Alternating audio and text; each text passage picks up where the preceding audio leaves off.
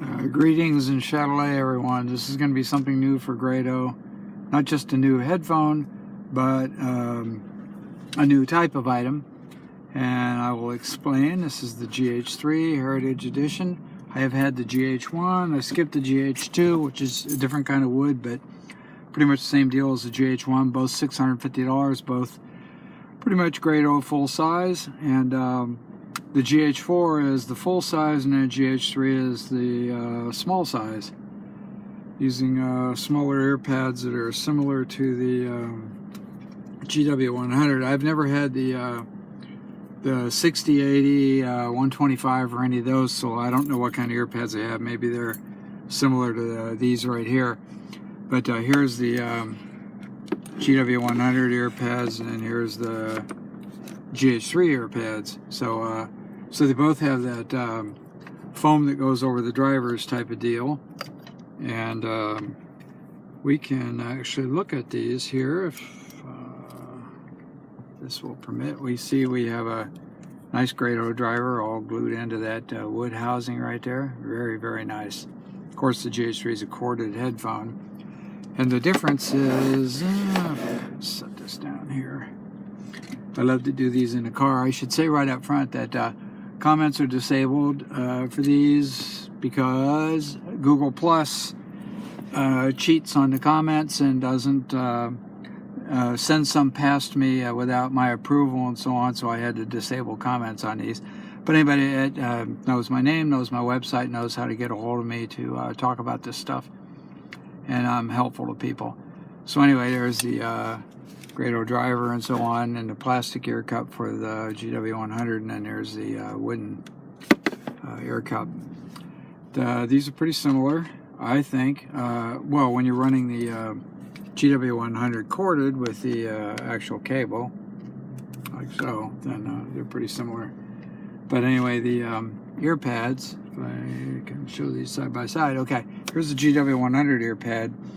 And we're looking at the inside of it, and you see the great big circle there and everything else, and you see a much smaller circle here in the GH3 ear pad. So the ear pads are engineered quite a bit differently, and even though they're similar from the outside, like so, they are engineered quite a bit differently. So I'd say they're made very precisely for a particular acoustical sound, and the GW100 is one of the rare headphones I've had that have had such a neutral sound, close enough that I can enjoy videos and other things with it without having to have an equalizer like I do for music.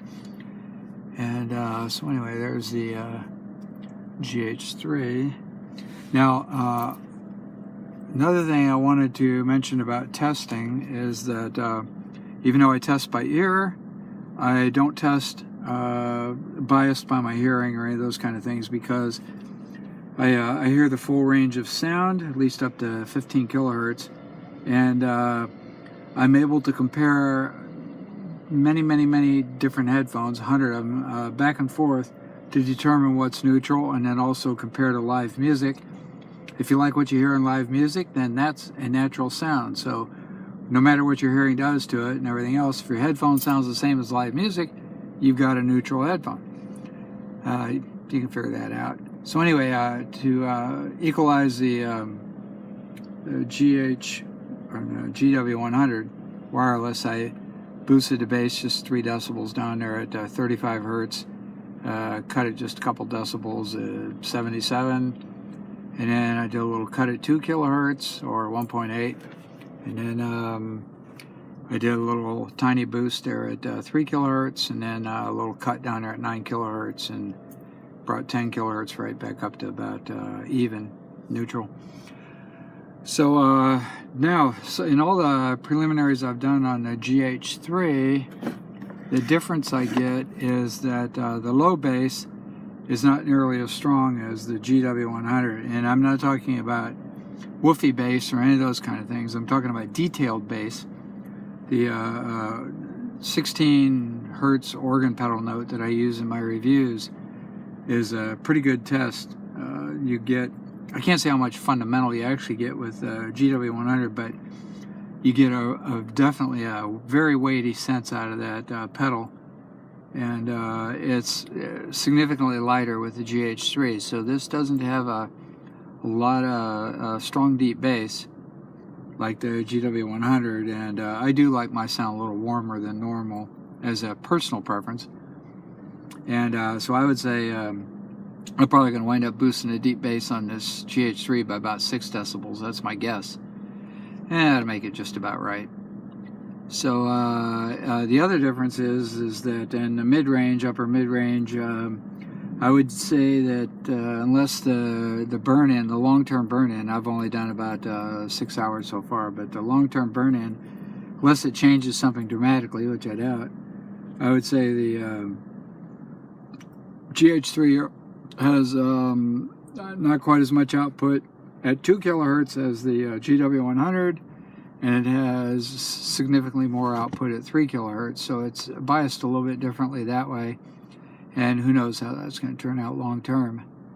But anyway, I think the SR325E that I had pretty significant output at 2 kilohertz, so if this has a little bit less and a little more at 3, I don't know, might make the sound a little bit different.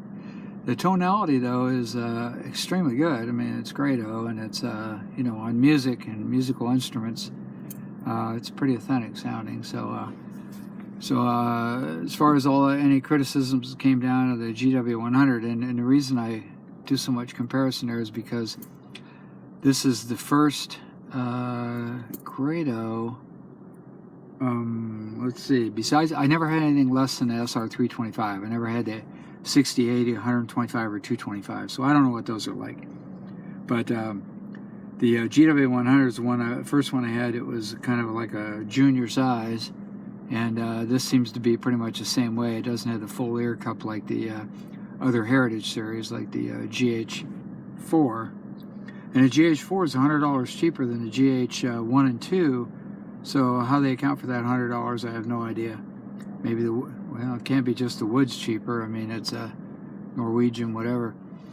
But anyway, this is a smaller headphone, and weight-wise, it's definitely heavier than the GW100, which is, I guess, plastic ear cups, I guess. And the wood and whatever they have in here does add a little more weight.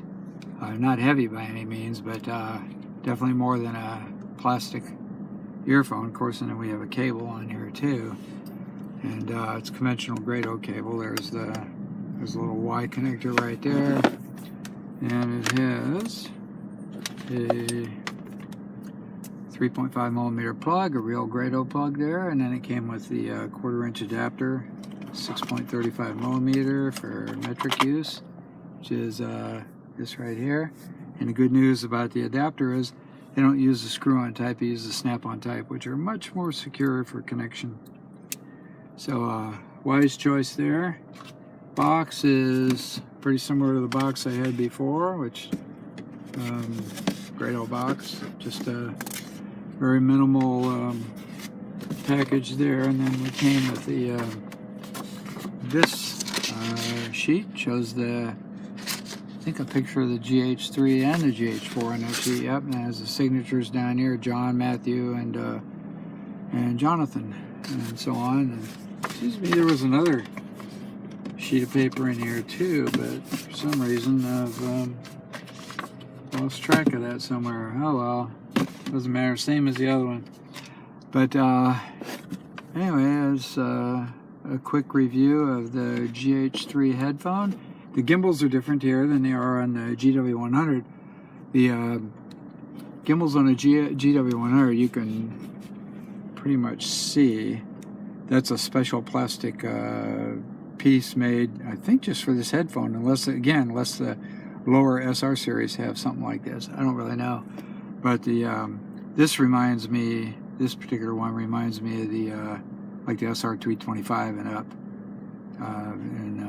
What difference it really makes in the long run, I don't know. Now oh, I see one difference right here. When you run the GW100 corded, of course, it's a single side, so you have to have these.